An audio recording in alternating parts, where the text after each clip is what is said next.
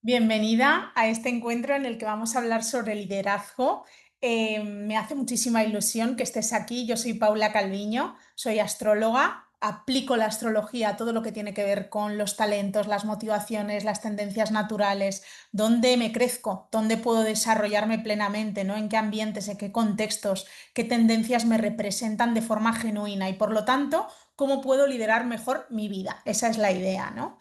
Por eso este espacio se llama Inevitable, porque cuando nos conectamos con lo que realmente somos, con lo que hemos traído, con lo que es genuino en nosotros, lideramos de forma natural. Es decir, no es un esfuerzo, no es una impostura, no es algo que tengo que fingir hasta que lo desarrolle, sino que es algo que llevo dentro porque simplemente tiene que ver con conectar con lo que ya es, con desprogramarme y permitirme desde ahí tomar mejores decisiones, es decir, más alineadas conmigo. ¿Sí? Entonces vamos a explorar esto, la sabiduría de nuestra carta natal al servicio del liderazgo natural.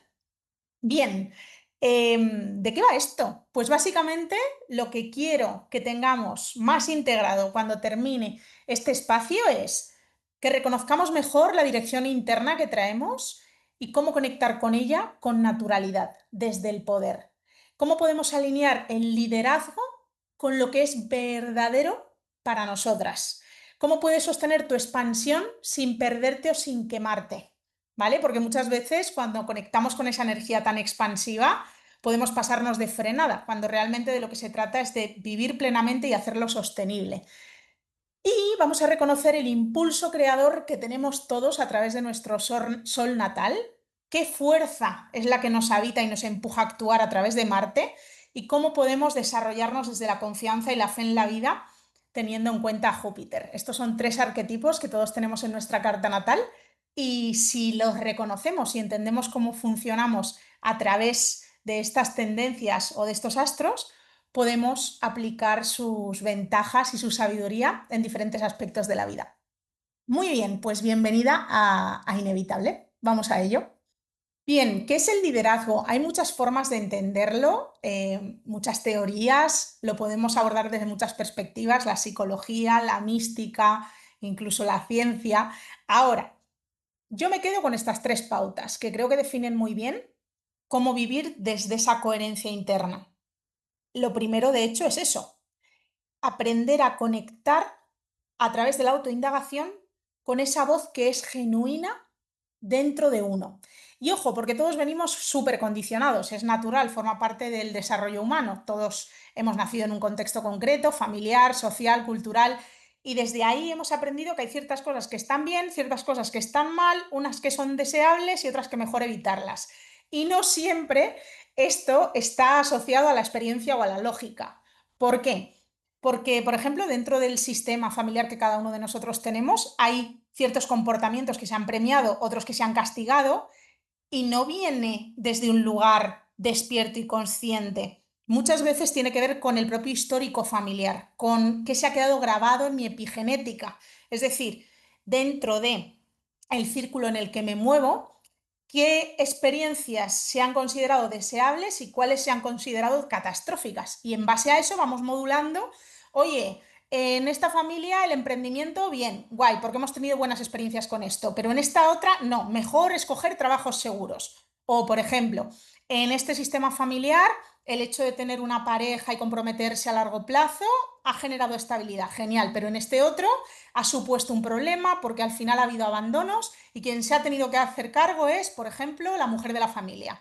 Todo esto va generando una especie de programa que va manejando nuestra conducta de forma inconsciente. Entonces, lo primero que sería aportar conciencia, es decir, definir qué es de verdad lo valioso para mí, quién soy yo de forma genuina. Esto por un lado. Por otro lado, esta coherencia va muy conectada con aprender a escuchar esa vocecilla, esa intuición que todas tenemos dentro y que muchas veces relegamos a segundo lugar porque no la consideramos confiable o válida. Entonces se trata también de reconectar con esa parte de nosotros que lo único que está haciendo es acumular un montón de información que no siempre es consciente, pero a través de un pálpito o de una percepción o de una sensación física nos está diciendo este es el camino o este no es. Entonces, aprender a reconectar con esa parte también es súper importante para vivir desde ese lugar de liderazgo personal. Luego tenemos la presencia emocional, que básicamente es aprender a regular el propio sistema nervioso y aprender a sostener las emociones que surgen cuando yo estoy tomando determinadas decisiones o cuando estoy eligiendo caminos concretos que me representan más. Tiene que ver con la autorregulación. ¿Por qué? Porque si tenemos el sistema nervioso partido por la mitad, vivimos en alerta, tenemos mucho miedo, entramos en modo supervivencia y esto es bioquímico. Y en modo supervivencia no tenemos claridad. En modo supervivencia no podemos estar en presencia y por lo tanto perdemos la percepción de qué es genuino para nosotras, de hacia dónde nos queremos dirigir, de qué es coherente con nuestras capacidades naturales y con nuestro sistema de valores. ¿Sí? Entonces, aprender a regularse y por lo tanto, primer punto, aprender a aceptar la propia vulnerabilidad es súper importante. Dejar de controlar, reprimir las emociones, como si fueran algo a evitar, como si me estuvieran ensuciando el camino, cuando al contrario, me están emitiendo señales, me están diciendo por dónde sí, por dónde no. Mi sistema nervioso está acostumbrado a pasar y tengo que aprender a gestionar, a respirar eso, a poder mantenerme ahí. Me gusta de hecho muchísimo una frase que dice, madurar es aprender a sostener la culpa. Muchas veces, cuando tomamos caminos que no son los habituales dentro de nuestros sistemas o de nuestros contextos, la culpa va a aparecer en modo de alerta. Ojo, cuidado, esta persona está eligiendo caminos desconocidos. Vale, si yo actúo en base a esa emoción constantemente, me voy a estar reprimiendo. Voy a dejar de explorar caminos que me llaman. Entonces, muy importante aprender a gestionar todo ese movimiento emocional, que se dice pronto, pero requiere de entrenamiento, lógicamente. Y luego tenemos, como tercer punto, la visión expansiva. ¿Esto qué es? Es poder conectar con que todos cometemos errores y por lo tanto siempre existe la posibilidad de la reparación, no quedarse anclado a ellos, desarrollar la capacidad de aprendizaje con aquello que nos gustaría corregir o mejorar y mirar hacia el futuro. Es decir, conectar con algo que es más grande que yo, más grande que mis miedos, más grande que, de nuevo, la culpa que ha podido aparecer, más grande que la sensación de fracaso, algo que me permita mantenerme en movimiento. Como decía el escritor, el horizonte sirve para caminar, que eso me encanta. Es decir, tener una visión hacia la que dirigirte te va a ayudar muchísimo a actuar más allá de los límites de tus propias emociones. Te va a ayudar a reconectar con una voluntad natural de desarrollarte, de crecer, de aprender, de convertirte en esa identidad futura que ya ha normalizado ciertas cosas que ahora me parecen todavía extraordinarias. Por ejemplo, seguro que te ha pasado alguna vez que ibas de viaje siempre pues de mochilera, imagínate, cuando hacías Interrail súper jovencita o cuando ibas a algún viaje con el presupuesto justo. Bueno, te acostumbrabas y te adaptabas a lo que tenías disponible y lo disfrutabas, ¿verdad? ¿Qué ocurre cuando empieza a crecer tu capacidad económica y de repente te empiezas a acostumbrar a escenarios como un poquito más lujosos, en los que puedo descansar mejor, en los que puedo elegir qué como y qué no como, y le doy más placer y gozo al cuerpo? Oye, uno se acostumbra rápido a esto, ¿verdad? Uno lo convierte en su nuevo estándar. Bueno, pues la visión expansiva va un poco de esto, de empezar a actuar con ese yo que está un poquito más adelante, que no quiere decir versión mejorada, ojo, esto no va de autoexigencia, va de tomar conciencia de que mi campo de posibilidades es más amplio del que yo creo. Y si yo puedo empezar a actuar y a verme a mí misma desde ese yo que tiene el campo de posibilidades más abierto, voy a percibir la realidad de forma diferente y por lo tanto me voy a permitir más sin caer en irresponsabilidades ni en locuras, obviamente. Pero hay ahí un yo que nos espera a dos pasos de donde estamos ahora. Y si podemos mirar hacia ese yo, en vez de girarnos a mirar todo el rato a lo que fui, a lo que no hice o a lo que fallé, vamos a ver que el movimiento es mucho más fluido y mucho más dinámico. Así que para mí, estas son tres pautas súper importantes para conectar mejor con el liderazgo personal. Y para seguir en esta línea, te mega recomiendo el libro El poder frente a la fuerza de David Hawkins, psiquiatra, investigador, que seguramente te suene porque desarrolló una escala de emociones y su nivel de conciencia. Súper interesante. Y este libro habla un poco de esto, de la diferencia en cuanto a cómo lideramos. Si lideramos desde la fuerza, lideramos teniendo muy en cuenta lo externo y por lo tanto estamos en un espacio de desconexión, de control, de miedo. Es más probable que en ese estado de fuerza, de empuje, de sobreesfuerzo, aparezca el orgullo, la ira, la apatía, la vergüenza. Hay un punto aquí como con, uy, estoy dando pasos, pero lo estoy haciendo desde un lugar de mucho desgaste personal. No siento que las cosas fluyan. Estoy como empujando una piedra hacia una cima que ni siquiera sé muy bien cuál es. Esto te voy a poner un ejemplo muy interesante que yo viví personalmente. Yo lo viví con baños de hielo. Nunca había hecho algo así y la primera vez que lo hice, en lo que me enfoqué fue en aguantar. Es decir, dije, mira, Paula, tú te vas a meter en este bañito de hielo, vas a apretar los dientes, vas a aguantar la respiración y vas a estar los 10 minutos que te has propuesto. Claro, imaginaos cómo fue. Imagina cómo lo viví. Estaba todo el rato temblando, con mucha tensión muscular, contando los segundos, haciendo cuenta atrás. Se me hizo eternísimo, pero eternísimo. Lo conseguí, pero salí agotada y con la sensación de que era algo que no quería volver a repetir nunca más. ¿Vale?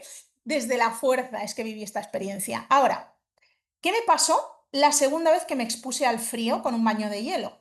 No era algo que tenía planificado, obviamente, yo me había prometido que esa experiencia no era para mí, pero fui a un evento muy bonito de fin de semana y nos hicieron hacer unas meditaciones, unas respiraciones. Fue súper hermoso. ¿Y qué pasó? Que al final había la sorpresa de que nos iban a proponer un baño de hielo. Esta segunda vez no te puedo explicar lo diferente que fue. ¿Por qué? Primero, yo había hecho un trabajo previo de meditación, entonces estaba muy relajada a nivel físico, tenía la mente bastante conectada a mis sensaciones corporales y había una especie de silencio mental. Además, antes de entrar al hielo, decreté que ese frío era el amor de la vida, el amor de Dios, como tú lo quieras llamar. Y entonces conecté con esa sensación primera de shock a través del frío desde un lugar muy amoroso y muy bonito. ¿Qué ocurrió? Que me metí lentamente, sostuve mis dos manos en esta posición para concentrarme, respiré todo el rato por la nariz, no hubo ese respirar agitado de la primera vez y me mantuve todos los minutos con una calma y una sensación de serenidad y de paz y de gozo espectacular. Yo nunca pensé que me iba a generar placer tantísimo frío en el cuerpo. Y sin embargo, cuando salí, me di cuenta de que se me había hecho corto, de que podría haber estado mucho más tiempo. La experiencia es la misma. ¿Cómo la vivo yo? Mi percepción de la experiencia cambia completamente. Una es desde la fuerza, otra es desde el poder. ¿Por qué? Porque desde el poder hay un amor en ese trasfondo de la experiencia al que yo me entrego. Es como si se generara una especie de energía y vitalidad natural por aquello que estoy haciendo y la forma en la que estoy liderando. Hay una coherencia y una escucha que me permito, porque no tengo que funcionar desde la prisa. Nada es tan urgente. Es más importante que los movimientos sean coherentes a que sean rápidos. No necesito imponerme desde el poder, porque lo que genero es magnetismo, atracción, capacidad para incluir a otras energías dentro de mi visión. ¿Sí? Entonces, desde el poder hay más flexibilidad, más capacidad para ajustarse a los cambios de la vida. Desde el poder hay menos miedo. ¿Por qué? Porque cuando yo estoy en la fuerza, estoy aplicando un montón de tensión hacia una dirección. Y las cosas tienen que ser desde este lugar y de esta manera. ¿Qué ocurre si la vida de repente agita o propone otra cosa? Que me voy a resistir, que me voy a tensionar, como me pasó a mí con el hielo. ¿Sí? Entonces, son dos formas muy distintas de ejercer el liderazgo. Por eso te recomiendo tanto este libro, porque creo que te puede dar mucha claridad acerca de cómo funcionar en tu profesión, en tu familia, en tu vida, desde un lugar o desde el otro. Porque además hay algo importantísimo y es que el poder no requiere hacerlo todo solo. Es decir, cuando yo funciono desde ahí, entiendo que yo no tengo todas las respuestas. Entiendo que yo no soy la que tiene que cargar con todo sobre los hombros. Eso es la fuerza. El poder permite la unión, permite preguntar al otro, permite dejarme sostener, porque en cada contexto puedo tomar la decisión más acorde. Desde la fuerza no hay abanicos de opciones, porque estoy empujando hacia un lugar concreto y me estoy sobreesforzando y drenando mi energía. Desde el poder puedo pararme, observar y ver, quizás si tiro por este caminito secundario voy a llegar mejor que por este otro, porque me voy adaptando y voy preguntándome qué es lo más genuino para mí en cada momento. ¿Sí? Perfecto. Te lo dejo por aquí para que también lo puedas investigar con esto que he escrito y así puedes seguir desarrollando esta teoría antes de leerte el libro en caso de que te animes. Ahora vamos a investigar sobre los arquetipos de liderazgo femenino, que también los he sacado de un libro súper interesante, Goddesses in Every Woman. Aquí te lo dejo por si quieres investigarlo. Vamos a ver con qué tendencia te identificas más ahora mismo, porque algo a tener en cuenta. Estos son arquetipos generales, cada uno representa unas tendencias y unas motivaciones, pero todas vivimos todo a lo largo de nuestra vida. Es decir, están muy conectadas estas mujeres diosas con diferentes estados hormonales. Están muy conectadas con diferentes procesos del desarrollo evolutivo de una mujer. Por lo tanto, siempre vamos a conectarnos con una más que con otra, pero a lo largo de nuestra vida esto puede variar. Por eso, ahora vamos a investigarlo juntas para que tú también puedas definir con cuál de ellas es con la que te defines de forma más armónica, con cuál de ellas es con la que conectas de forma más genuina y puedas indagar cuál es tu modelo de liderazgo y cuál es la diosa que tiene más espacio dentro de ti. Artemisa, vamos allá. Este arquetipo representa a la mujer autosuficiente. De hecho, es una de las tres diosas que se consideran vírgenes, no por lo que podemos llegar a pensar, sino porque no dependen del otro. Es decir, le dan mucha importancia a la autonomía. Necesitan tener sus propios objetivos. Entonces, Artemisa entra dentro de este grupo de tres diosas que también iremos viendo, ¿no? Entonces, es alguien que va buscando definir su propio camino sin depender de nadie.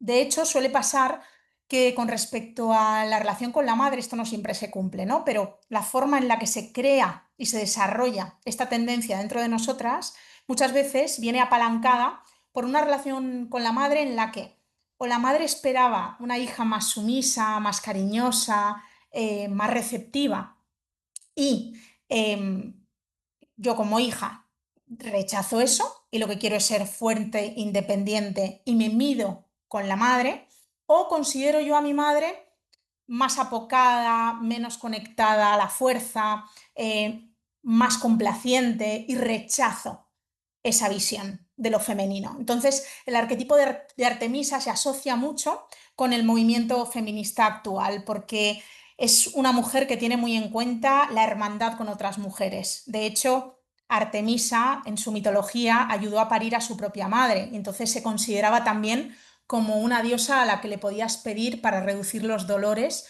o para que te acompañara en momentos tan críticos como este, ¿no? Entonces, es una tendencia, un simbolismo asociado a lo femenino que se desarrolla sobre todo defendiendo causas. Se desarrolla teniendo una visión concreta y yendo a por ella, huyendo de todo lo que tiene que ver con la dependencia hacia el otro. De hecho, muchas veces la sensación es de no necesito al hombre y funciono desde ahí, ¿sí? Entonces, ¿qué ocurre?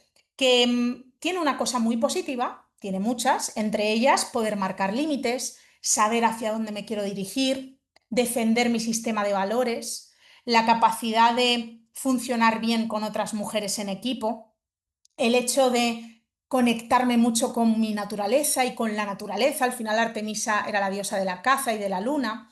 Me da la capacidad también de tener un objetivo muy claro e ir a por él sin cuestionarme nada. ¿Qué ocurre? Que en desequilibrio puede generar un exceso de competitividad. Puede volverme un poco fría, desconectada de mi mundo emocional. Pensad que siempre todo se puede expresar en equilibrio o en desequilibrio. Se puede expresar de una forma natural o en exceso, ¿vale? Entonces, ¿qué ocurre? Que Artemisa puede tender a endurecerse. a no pedir el apoyo de otros y a no dejarse sostener. Carga con mucho porque considera que puede con todo, ¿sí? Entonces, la pregunta para ti, si te sientes cercana a esta tendencia natural de Artemisa, sería, ¿cómo puedo honrar mi necesidad de espacio sin aislarme emocionalmente? ¿Cómo puedo conquistar mis objetivos sin sentir que lo tengo que hacer todo sola? Date, si quieres, unos segundos para integrar esta pregunta y responderla tú misma. Atenea, diosa también virgen, dedicada a la castidad y es la diosa de la sabiduría y de la artesanía. Y algo muy interesante es que nace de un dolor de cabeza de su padre, de Zeus, y acaba siendo una protegida de Zeus, la única hija a la que le cede el rayo. Entonces es como la mano derecha de papá, que esto muchas veces luego se acaba expresando en el arquetipo de Atenea femenino en mujeres que están cerca de grandes hombres o de hombres con mucha autoridad, sosteniendo, apoyando, ejerciendo un coliderazgo, pero respetando mucho la jerarquía, ¿sí? Porque Atenea respeta mucho el statu quo, es más mental, más lógica. De hecho, digamos que aspira al equilibrio de las cosas, a no tomarse nada personal, a buscar siempre esa visión más lógico-racional, a diferencia de Artemisa, que es mucho más visceral, ¿sí? Que defiende las cosas desde un lugar mucho más apasionado. Igualmente, Atenea también, desde esa racionalización, no quiere depender de nadie, busca sus propias fórmulas, sus propias estrategias. De hecho, se le pedía para esto, para obtener mejores estrategias en la vida y poder decidir mejor, para ver cuáles eran las soluciones más prácticas. Entonces suelen ser mujeres muy orientadas a ganar estatus a través de su conocimiento, a través de su capacidad para sostener, digamos, experiencias tensas o difíciles desde un lugar muy racional, muy comedido. Piensan en el largo plazo, analizan, ponderan, ponen orden, generan confianza a través de su buen análisis de las situaciones. Entonces, digamos que es admirada por su inteligencia. Eh, Hay lógica, hay intuición y de ahí nace una gran sabiduría, ¿no? Tiende a tener una mente clara y es por ello que es admirada, sobre todo. Y tiende a eso, ¿no? A, digamos, exacerbar la energía del padre, la energía masculina, poniéndolo en un lugar de bastante admiración y apoyándolo en sus metas. Ella también ejerce el liderazgo desde ahí. ¿Qué ocurre? Que con este arquetipo de Atenea lo que puedo es quedarme demasiado en la mente, en la lógica, querer analizarlo todo, desconectarme de una parte mucho más emocional y mucho más conectada a la acción sin ponderación. Puede pasar que sea demasiado rígida precisamente porque todo lo tiene que pasar por el filtro de la lógica. Por lo tanto, todo tenga que ver con controlar, con gestionar, con definir qué es mejor, qué es peor y qué equilibrios o desequilibrios puede generar cada una de mis decisiones. Entonces, se puede vivir mucho en esta parte desde el enfoque de Atenea. También hay que decir que es la única diosa que tiene un escudo, que tiene una protección, que va protegida. Entonces, digamos que se protege emocionalmente a partir de su entendimiento, subiendo a esta parte del cuerpo, ¿sí? Por lo tanto, te da mucha capacidad para analizar situaciones, encontrar los puntos medios, definir estrategias, mirar hacia el largo plazo, no dejarte llevar por la emoción del momento, pero te puede desconectar de una parte más cíclica, receptiva, te puede generar una visión de la vida demasiado orientada a lo mental y desconectar del cuerpo. Entonces, como todo, tiene su polo positivo y tiene su polo de desequilibrio, ¿sí? La pregunta que tengo para ti, si te identificas con Atenea, es ¿cuándo fue la última vez que escuchaste tu intuición? Aunque la mente analítica negara la verdad que estabas sintiendo dentro. ¿Cuándo fue la última vez? ¿Cuándo fue la última vez que confiaste en un pálpito? Más que en la ponderación de lo que conviene o lo que no conviene, de la estrategia más adecuada o lo que es mejor para esta situación desde el punto de vista racional. ¿Cuándo fue la última vez que viviste desde ahí tu liderazgo personal y tomaste decisiones desde este lugar? Seguimos con Estia. Estia es el arquetipo de la mujer anciana sabia que está tranquila, que no quiere centrarse en mil cosas, sino concentrarse en una, porque sabe que aquello a lo que le tiene que prestar más atención es su fuego interno. De hecho, Estia representaba el fuego sagrado en el hogar o en los templos. Digamos que era lo que le daba vida al espacio, lo que lo convertía en un refugio. Entonces, Estia es esto, se puede expresar un día de estos tranquilos que tenemos en el hogar, ordenando los armarios tranquilamente, haciendo cada tarea en su tiempo, concentrándonos y meditando a través de nuestras acciones calmadas y contemplativas. Cuando meditamos también estamos cultivando esa parte de Estia que todas llevamos dentro. Es como un espacio de calma, de paz, de serenidad. También es una diosa virgen, por lo tanto no busca fuera para completarse, hay una sensación de completitud interior y lo hace desde esta autoindagación tranquila, desde esta serenidad. Busca la paz, genera sensación de calor en los espacios en los que está. ¿Sí? Entonces, digamos que lo que más transmite es seguridad, serenidad. No quiere dedicarse a mil cosas distintas, quiere estar en lo que está, quiere ser mientras actúa, quiere darse el espacio y el tiempo para vivir desde la tranquilidad, ¿sí? Entonces puede llegar a apreciar mucho los momentos de soledad y a cultivarlos conscientemente. Y además disfruta de las pequeñas tareas, de las pequeñas cosas, no necesita grandes objetivos porque está más allá de esa carrera egoica, está en un espacio de contemplación interna. Hay una tendencia a la introversión, ¿sí? ¿Qué pasa? Que en desequilibrio puede haber una tendencia muy grande al aislamiento, a desconectarse de la vida, de las personas, del mundo, de lo que tengo que hacer ahí fuera, porque no todo es mundo interno. Tengo que aprender a lidiar con lo que se mueve a mi alrededor y con lo que la vida propone, ¿no? Entonces, puede llegar a invisibilizarse mucho desde el desequilibrio. Si te conectas con este arquetipo, te pregunto, ¿qué rituales diarios me ayudan a volver a mi centro cuando todo parece caótico? Es decir, ¿qué rituales, qué tendencias, qué hábitos son los que uso para conectar con Estia, con ese fuego sagrado que vive dentro de mí? De hecho, Estia en la mitología se asociaba mucho a Hermes, uno representaba el espíritu, el otro al alma, entonces había una conexión con lo divino, una conexión con eso que permanece a nivel interno y que está más allá de los envites de la vida y de los altibajos emocionales.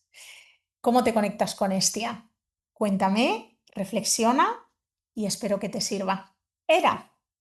Era es el arquetipo de la mujer que le da mucha importancia a la pareja. De hecho, era la diosa del matrimonio y es la primera del grupo de diosas vulnerables, ya no las diosas vírgenes. Diosas vulnerables, ¿por qué? Porque fueron atacadas en algún momento de su historia o de su mitología y luego desarrollaron un proceso de transformación personal, ¿no? Tras ser víctimas o recibir ataque. Entonces, Hera, ¿qué ocurre? Que se casa con Zeus o es pareja de Zeus, es una diosa muy venerada, pero soporta las infidelidades de su marido y ella dirige su rabia hacia las otras mujeres, hacia los hijos no oficiales de Zeus y hacia observadores o testigos que hay de esas deslealtades, ¿no? Entonces, dirige su rabia hacia todos menos hacia su marido de forma directa. ¿Por qué? Porque era expresa cualidades asociadas a la lealtad, al compromiso a largo plazo, a darle muchísimo valor a los pactos que se han creado, a las alianzas. Entonces, su forma de liderar es hacerlo con un otro, especialmente a través de la pareja, en este caso. Entonces, son mujeres muy conectadas a la idea de casarse o de formar un vínculo con un hombre a muy largo plazo y de hecho es muy raro que ellas acaben dejando las relaciones o si lo hacen es después de haber sostenido mucho porque le dan mucha importancia a esa pertenencia, le dan mucha importancia a ese proyecto de a dos. Y de hecho son mujeres que muchas veces, digamos, acaban perdiendo el interés por grandes objetivos profesionales o vitales porque convierten en el centro de su vida a esa relación que han construido, ¿no? O a esos pactos que han generado. Entonces, desde el espacio positivo, está súper conectada con la capacidad de ser leal, de ser fiel y de sostener su palabra cuando la ha dado a un otro, ¿no? Y genera esa alianza casi indestructible por su voluntad y su capacidad de entrega. Es muy fértil para las asociaciones el arquetipo de Hera.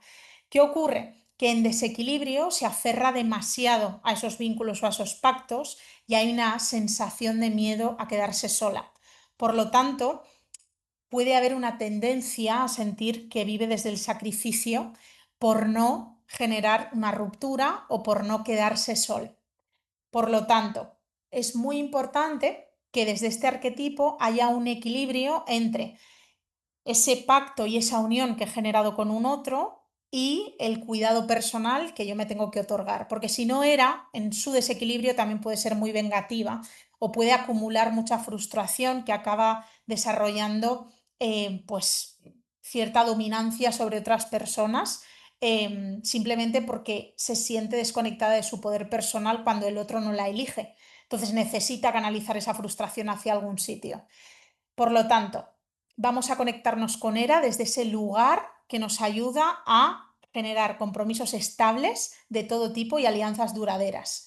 Mi pregunta, si tienes una conexión profunda con ERA, es ¿cuáles son los compromisos que ya no honran la mujer en la que te estás convirtiendo?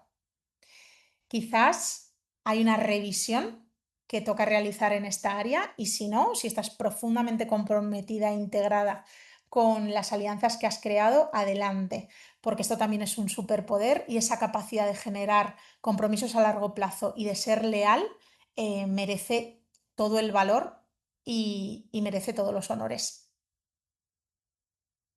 Arquetipo de Demeter. Demeter era la diosa de las cosechas, la gran madre. Entonces tiene mucho que ver con esto, con la necesidad de nutrir, de acoger, de ofrecer la generosidad. Profesionalmente son mujeres que se pueden dedicar a la enseñanza, que se pueden dedicar a los cuidados de otros.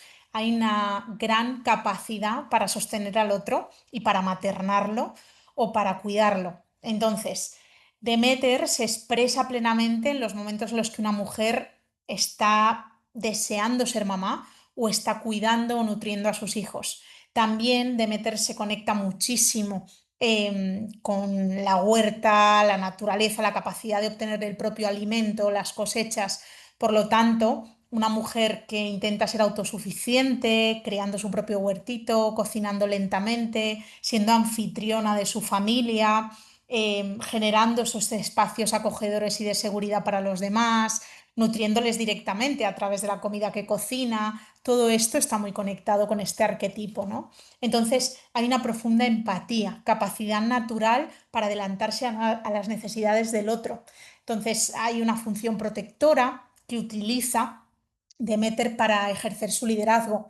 Así que tiende a cuidar, tiende a generar el espacio de seguridad para que las personas y la gente que tiene alrededor florezca.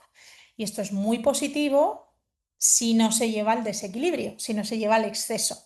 Porque desde ahí, desde el exceso, Demeter puede sentirse profundamente deprimida o abandonada cuando aquello que ha nutrido adquiere independencia, como sus propios hijos o sus propias creaciones o incluso las personas a las que cuida, ¿no? Es de repente este síndrome del cuidador de quién soy yo, más allá de aquello que he estado nutriendo y sosteniendo. Entonces, desde ahí puede caer en estados de vacío existencial.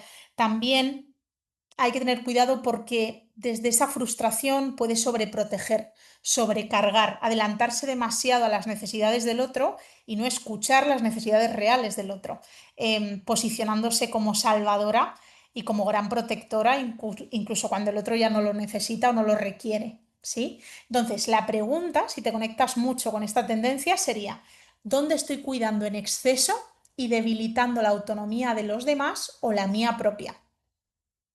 Vamos a reflexionar porque este arquetipo también es muy interesante muy poderoso y hay que tener en cuenta que todos, todas vamos a pasar a lo largo de nuestra vida por estas diferentes fases o expresiones de la identidad.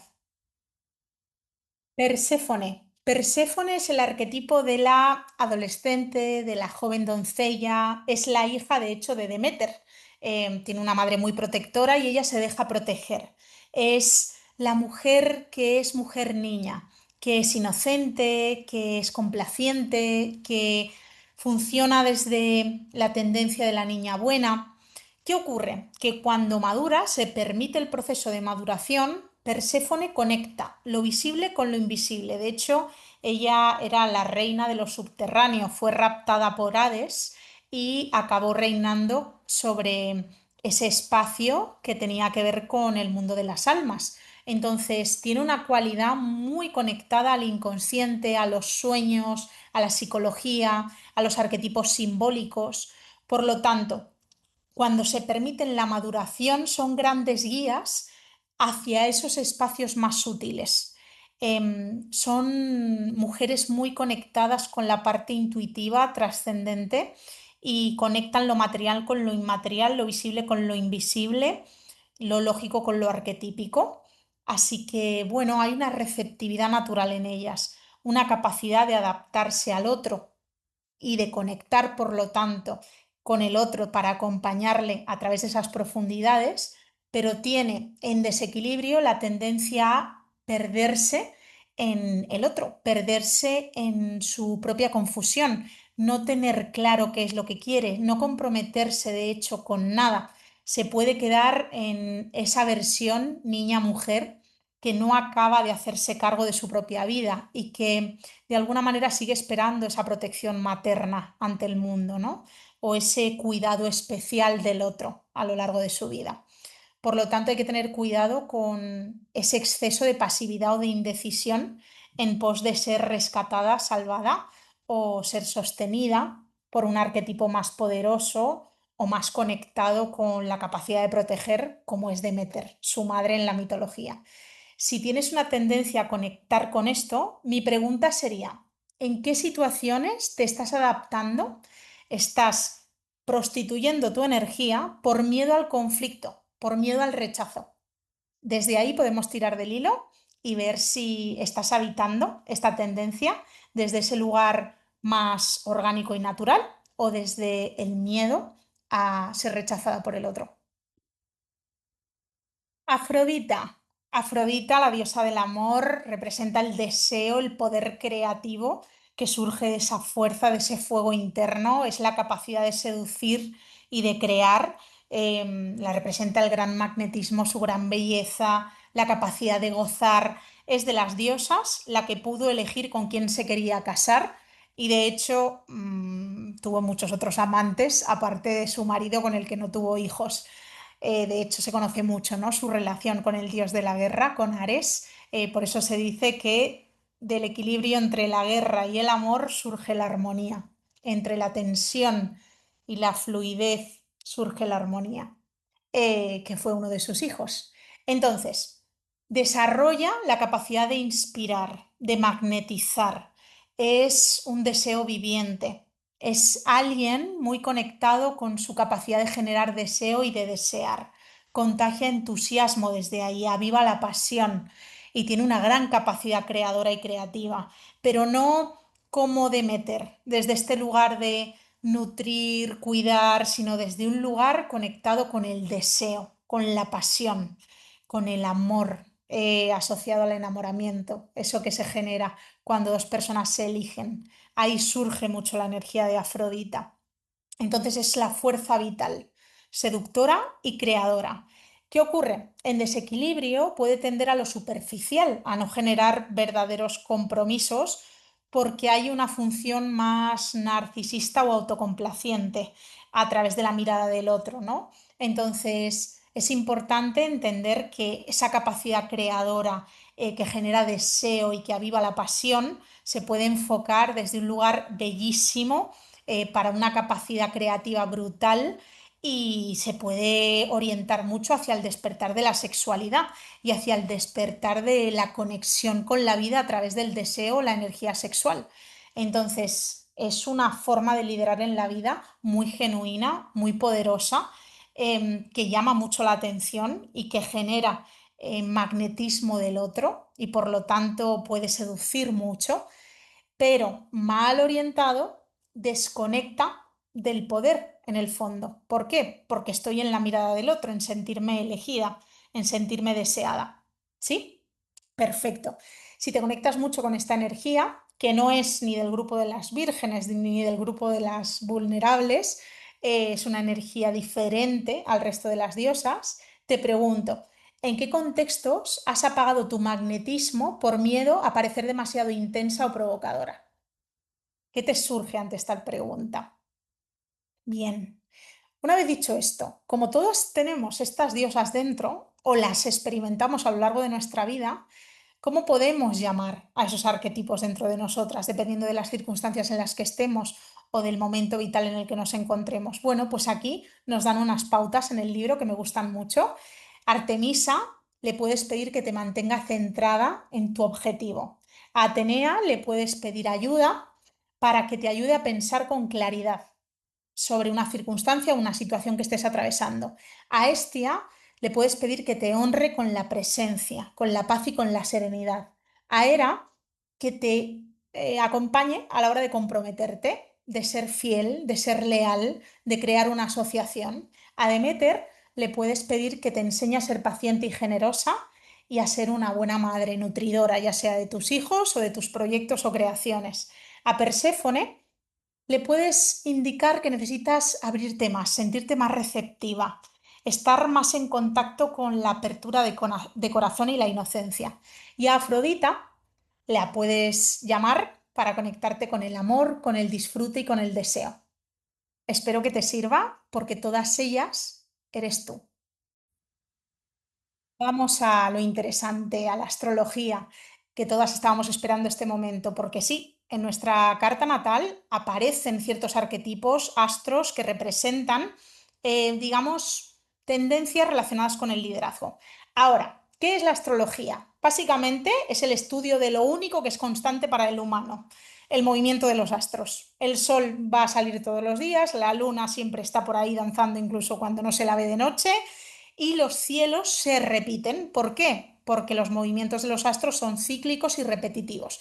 Por lo tanto, ¿qué hacían los astrólogos? Estudiar esos ciclos de repetición y cómo se asociaban a determinadas tendencias naturales, sociales y humanas. ¿Sí? Entonces, tu mapa muestra esto. ¿En qué contexto naciste en términos de tendencias?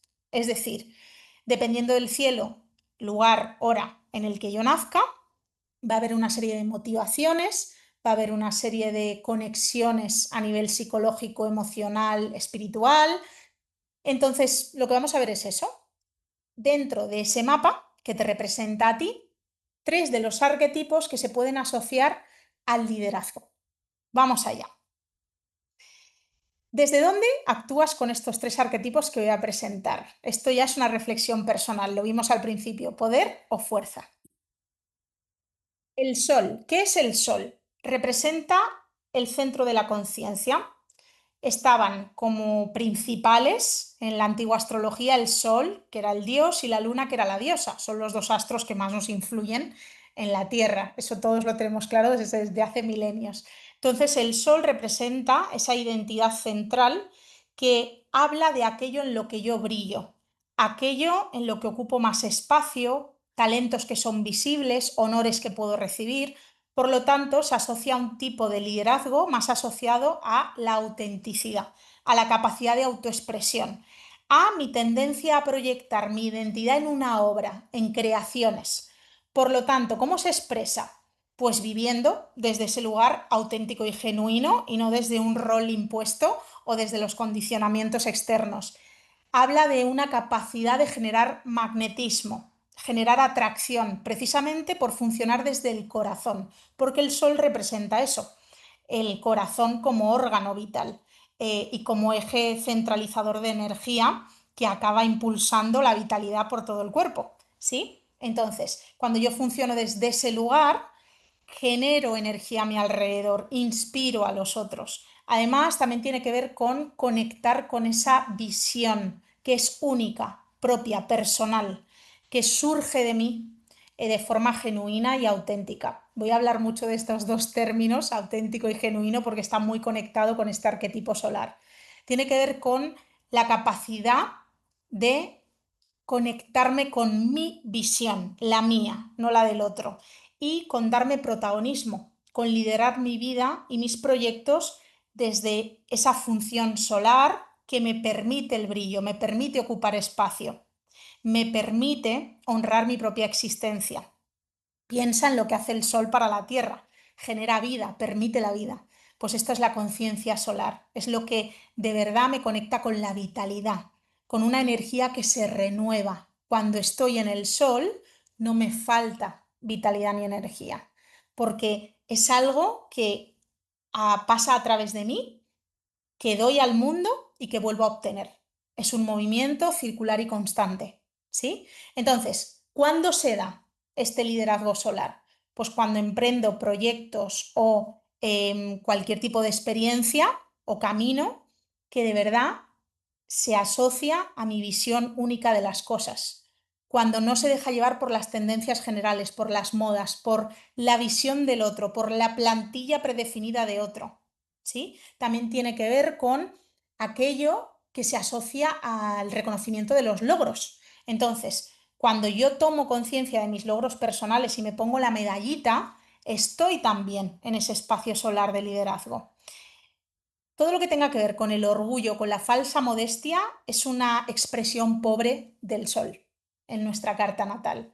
También cuando le dices que sí a aquello que de verdad te conecta con el corazón de forma genuina, los caminos que tienen corazón, que me parece algo poético y bellísimo. Aunque otros digan que no tiene sentido, que es poco práctico, que ahora no toca, que no es el momento, lo siento, mi corazón me lleva hacia allí. Esto es solar. Entonces, preguntas que te hago para que tú reconectes con este sol que llevas dentro. ¿Qué decisiones tomarías si confiaras más en tu autoridad interna y no tanto en la opinión externa? ¿En qué áreas de tu vida te estás posicionando como seguidora cuando en realidad sabes que puedes guiar? ¿En qué momentos te has sentido más íntegra, luminosa y alineada? ¿Qué condiciones concretas se dieron en ese espacio? ¿Qué partes de ti sientes que deben esconderse para no incomodar al otro? ¿Las personas a las que quieres se sienten especiales o vistas cuando están contigo? Porque, ojo, que el sol también se proyecta. Yo me quiero sentir vista y especial, pero también lo emano, porque yo me doy permiso, se lo doy a otros. Si no recibieras aplausos, ¿tú seguirías aplaudiéndote y celebrándote a ti misma día tras día por cada uno de tus avances y cada una de tus decisiones? Esta es una buena pregunta, ¿eh? A veces se nos olvida celebrarnos y es una muy buena manera de honrar ese yo sol que somos y que llevamos dentro. Marte, liderazgo marcial. Este no pide ni permiso ni perdón. Es ese guerrero que llevamos dentro y que se mueve por el deseo y por la víscera, ¿no? Por la parte visceral. Entonces, ¿cómo se expresa este tipo de liderazgo? Tomo la iniciativa de forma imparable y directa. Ni pido permiso, ni pido perdón, ni pongo excusas. También siendo valiente, teniendo coraje, sabiendo que a veces hay que enfrentar conflictos y atravesar las tensiones para llegar donde quiero llegar. También desde la determinación.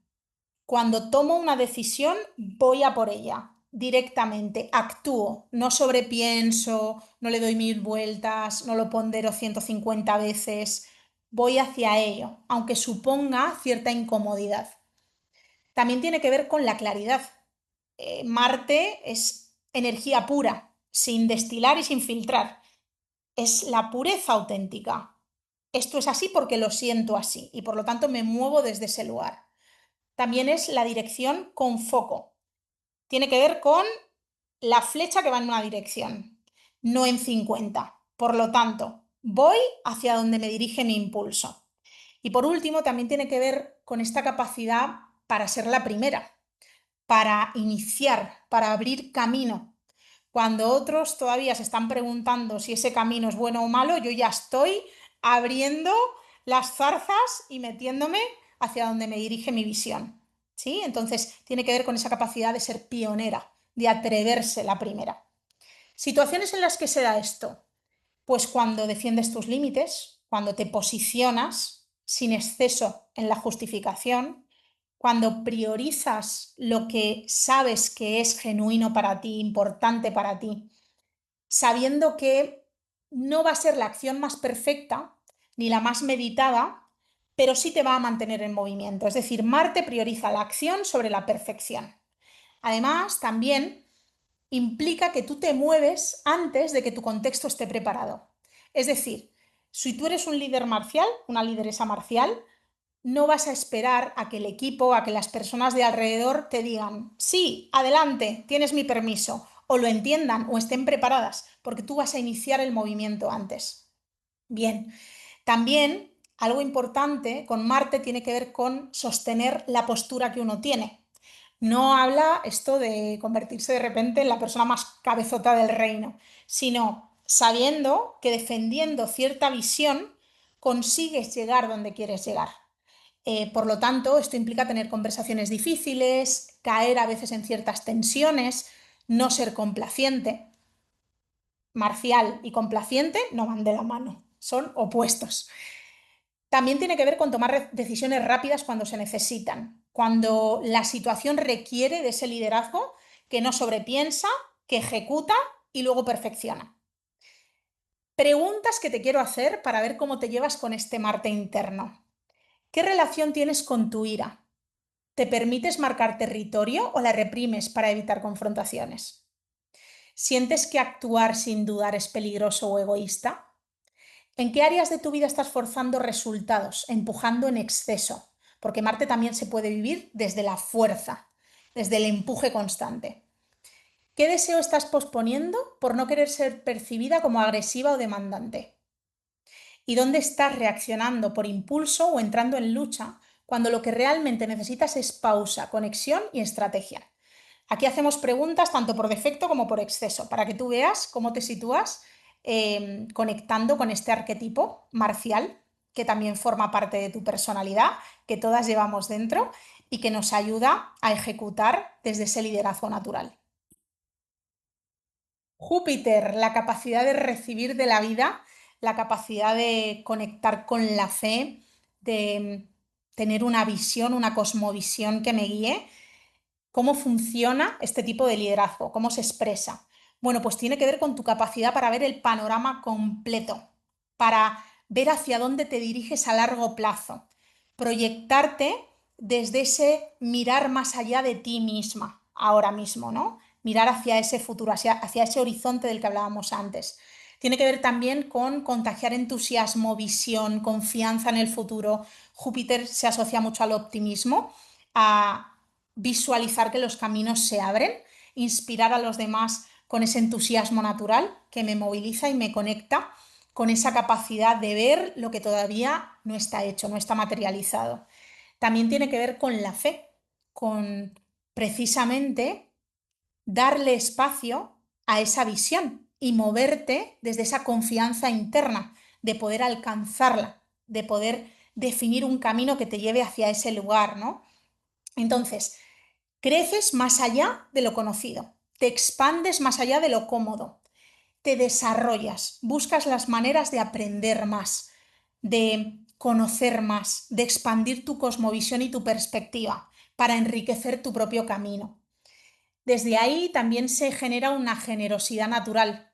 Compartes ese conocimiento que tú vas desarrollando y vas integrando a través de tus propias experiencias. Tienes la necesidad de guiar a otros, no para decirles lo que tienen que hacer, sino porque tú ya has ejecutado un plan, ya has ejecutado un camino y ahora le puedes decir a los demás, oye, ojo, cuidado que aquí hay un agujerito y te puedes pegar un leñazo, ojo, cuidado que por aquí tienes una oportunidad muy buena para aprovechar y lo que hago es compartir mi conocimiento desde ese lugar experiencial que ya he desarrollado gracias a esa fe y a esa confianza natural.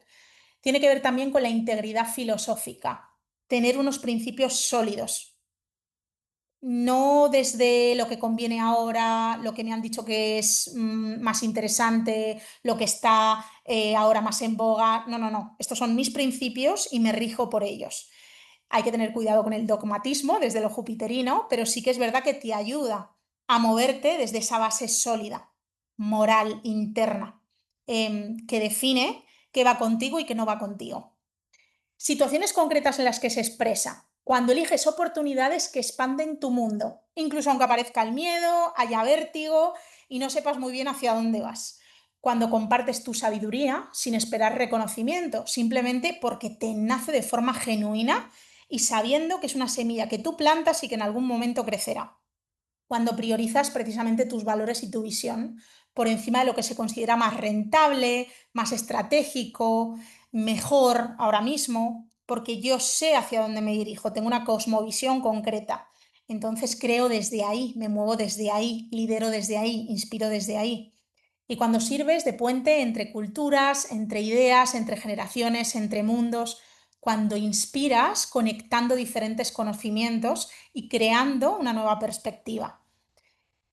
Una vez conoces a Júpiter y le das espacio en tu vida, ¿qué preguntas te puedes hacer? ¿Dónde estoy creciendo de verdad y dónde me estoy estancando por comodidad? ¿Qué oportunidades me están pidiendo confianza antes de tener garantías? ¿Estoy actuando desde lo que verdaderamente creo o desde lo que me han enseñado a creer? ¿Qué aspectos de mi vida necesitan una visión más grande y generosa para poder evolucionar? ¿Y qué mejoras y regalos me estoy negando porque aún creo que no puedo sostenerlos o que no los merezco? Esto es súper importante porque Júpiter se asocia a la abundancia. ¿Y cuándo recibimos abundancia? Cuando estamos preparados para sostenerla, cuando sabemos que podemos sostenerla. Tengo yo que ampliar mi capacidad para recibir, para poder conectarme verdaderamente con ese Júpiter natal. Espero que te haya servido. Hay mucho por reflexionar. Vas a tener este material disponible. Gracias de corazón por abrirte a este espacio, por querer estar en contacto con tu diseño y por liderar tu vida.